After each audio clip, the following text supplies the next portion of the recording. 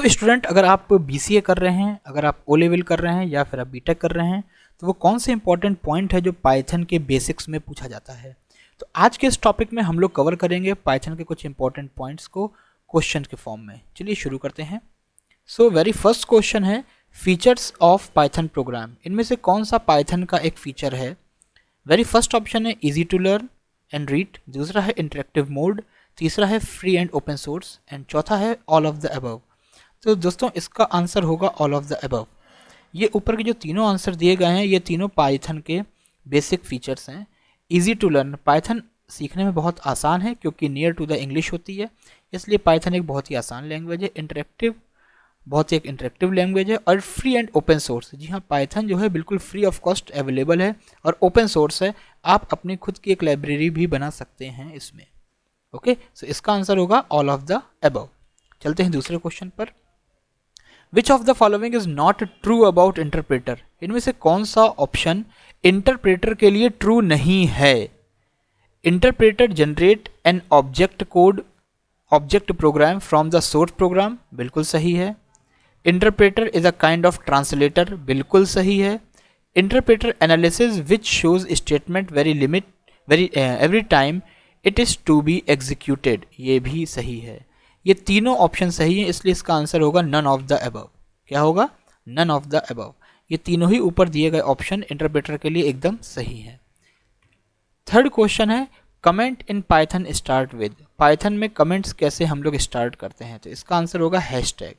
Python में जो भी कमेंट हमको देने होते हैं वो हम हैशटैग के माध्यम से दे सकते हैं, तो इसका ऑप्शन क्या होगा? हैशटैग। फोर्थ क्वेश्चन है Python is being used in many field as. Python कौन कौन सी फील्ड में यूज़ करी जा सकती है। पहला ऑप्शन है स्क्रिप्टिंग, बिल्कुल स्क्रिप्टिंग के लिए यूज़ करी जा सकती है। वेब एप्लीकेशन, बिल्कुल वेब एप्लीकेशन के लिए तो पाइथन बहुत अच्छे से यूज़ करी जाती है। जेंगो जैसे बहुत अच्छे फ्रेमवर्क पाइथन में हैं जिससे कि आप एक बहुत ही अट्रैक्टिव और डायनामिक वेबसाइट बना सकते हैं। GUI प्रोग्रामिंग, बिल्कुल GUI प्रोग्रामिंग के लिए भी यूज़ करी जा सकती है। तो इसका सही आंसर होना चाहिए ऑल ऑफ द अबव। इसका आंसर क्या होगा?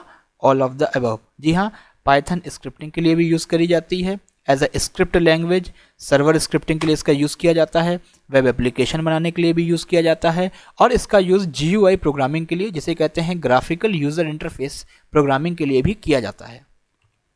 Fifth, limitations of Python. Python की क्या लिमिटेशंस हैं?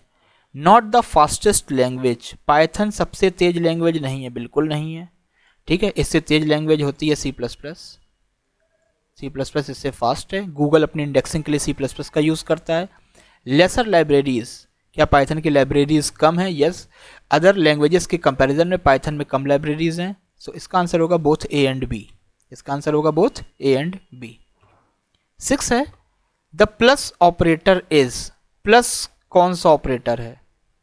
Concatenation, repetition, both A and B या नन ऑफ दीज। प्लस को हम लोग कॉन्केटिनेशन ऑपरेटर कहते हैं। कॉन्केटिनेट का मतलब होता है शब्दों को जोड़ना, ठीक है। कॉन्केटिनेटेड का मतलब होता है ऐड करना। तो प्लस का यूज़ करके हम वर्ड्स को ऐड कर सकते हैं, इसीलिए प्लस जो है उसे हम कॉन्केटिनेशन ऑपरेटर भी कहते हैं। याद रखिएगा, प्लस को हम लोग कॉन्केटिनेशन ऑपरेटर भी कहते हैं। हो सकता है कि प्लस को देख करके आप यहाँ पर अर्थमेटिकल ऑपरेशन या मैथमेटिकल ऑपरेशन जैसा कोई विकल्प ढूंढ रहे होंगे, लेकिन इसे कॉन्केटिनेशन ऑपरेटर भी कहा जाता है क्योंकि कॉन्केटिनेट का मतलब होता है जोड़ना। शब्दों को जोड़ने को कॉन्केटिनेट कहा जाता है। An example of literal constant is. इनमें से कौन सा कॉन्स्टेंट का एग्जाम्पल है? 5, ये एक इंटीजर कॉन्स्टेंट है। 1.23, ये एक फ्लोटिंग नंबर कॉन्स्टेंट है। दिस इज अ स्ट्रिंग, ये एक स्ट्रिंग कॉन्स्टेंट है।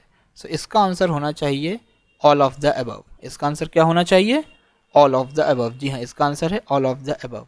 कांस्टेंट का मतलब होता है वे वैल्यू जो एक बार बना दी गई जो फिक्स हो जाती हैं, कांस्टेंट जिनको बदला नहीं जा सकता। और इसके अगेंस्ट एक दूसरा होता है वेरिएबल। ऐसी वैल्यूज़ जिनको बदला जा सकता है वो वेरिएबल कहलाते हैं। तो यहाँ पर क्वेश्चन हमसे किया गया है कि इनमें से कांस्टेंट का एग्जाम्पल कौन कौन से हैं।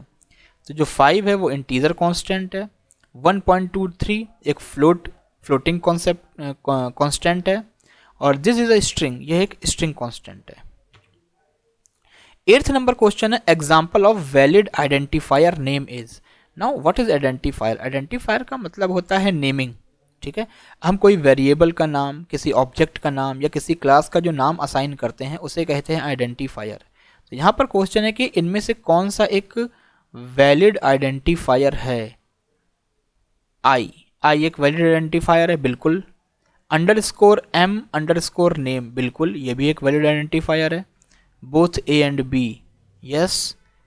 67 JIM, जी नहीं, ये एक आइडेंटिफायर नहीं है, ये एक वैलिड आइडेंटिफायर नहीं है। क्यों नहीं है?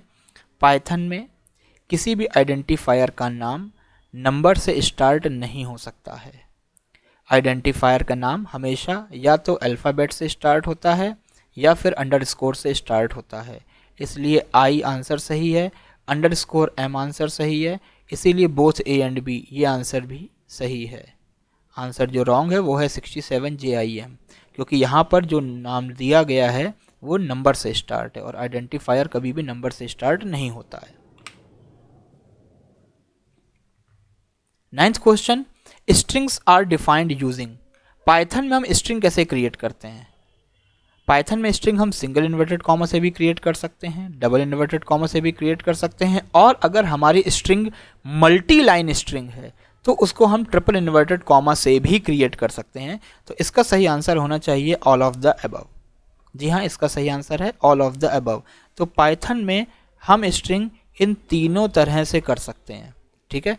आपने अगर कोई और प्रोग्रामिंग लैंग्वेज पढ़ी होगी तो वहाँ पर स्ट्रिंग को क्रिएट करने के लिए सिर्फ डबल इन्वर्टेड कॉमा यूज़ किया जाता था। जैसे अगर हम बात करें सी या जावा की, तो वहाँ पर स्ट्रिंग के लिए डबल इन्वर्टेड कॉमा और सिंगल कैरेक्टर के लिए हम सिंगल इन्वर्टेड कॉमा का यूज़ करते हैं।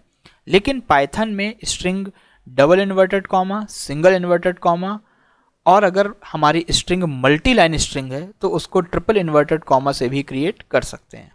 ओके, चलिए नेक्स्ट क्वेश्चन है, which of the following is not a keyword in Python. Python में इनमें से कौन सा एक कीवर्ड नहीं है? पहले तो ये जान लीजिए कि पाइथन में 35 कीवर्ड होते हैं। ये क्वेश्चन भी कई बार पूछा जाता है, पाइथन में कितने कीवर्ड होते हैं? तो 35 कीवर्ड होते हैं। अब इनमें से कौन सा कीवर्ड नहीं है? फॉर एक कीवर्ड है, फॉर लूप के लिए यूज़ होता है, आपने पढ़ा होगा फॉर लूप। तो लूपिंग के लिए एक कीवर्ड यूज़ होता है फॉर, एक यूज़ होता है वाइल। तो फॉर एक कीवर्ड है, इफ़ एक कंडीशनल कीवर्ड है, प्रिंट एक आउटपुट कीवर्ड है। किसी भी स्टेटमेंट को प्रिंट करने के लिए, किसी भी आउटपुट को स्क्रीन पर प्रिंट करने के लिए हम प्रिंट कमांड देते हैं। तो ऊपर के तीनों ही कीवर्ड है, तो इसका आंसर होगा ऑल ऑफ द अबव। क्या आंसर होगा इसका? ऑल ऑफ द अबव, बिल्कुल। चलते हैं अपने लास्ट क्वेश्चन 11th क्वेश्चन की तरफ। What is the maximum possible length of N identifier. बड़ा बढ़िया क्वेश्चन है। किसी भी आइडेंटिफायर में जो हम नाम देते हैं उस नाम की मैक्सिमम लेंथ कितनी हो सकती है, मैक्सिमम पॉसिबल लेंथ कितनी है, यानी हम मैक्सिमम कितने कैरेक्टर का नाम पाइथन में किसी भी वेरिएबल को या किसी ऑब्जेक्ट को या किसी क्लास को दे सकते हैं। तो इसका आंसर होगा 79 कैरेक्टर। क्या इसका आंसर है? 79 कैरेक्टर। जी हाँ, पाइथन में हम 79 कैरेक्टर का एक आइडेंटिफायर क्रिएट कर सकते हैं। 79 कैरेक्टर से ऊपर का आइडेंटिफायर हम क्रिएट नहीं कर सकते हैं। तो ये थे कुछ इंपॉर्टेंट क्वेश्चंस जो कि पाइथन के बेसिक्स के बारे में थे। इसी तरीके से और क्वेश्चंस भी मैं आपके साथ डिस्कस करूँगा पाइथन के अलग अलग टॉपिक के बारे में। सो प्लीज़ हमारे साथ बने रहिएगा, आगे के वीडियोज़ भी देखते रहिएगा।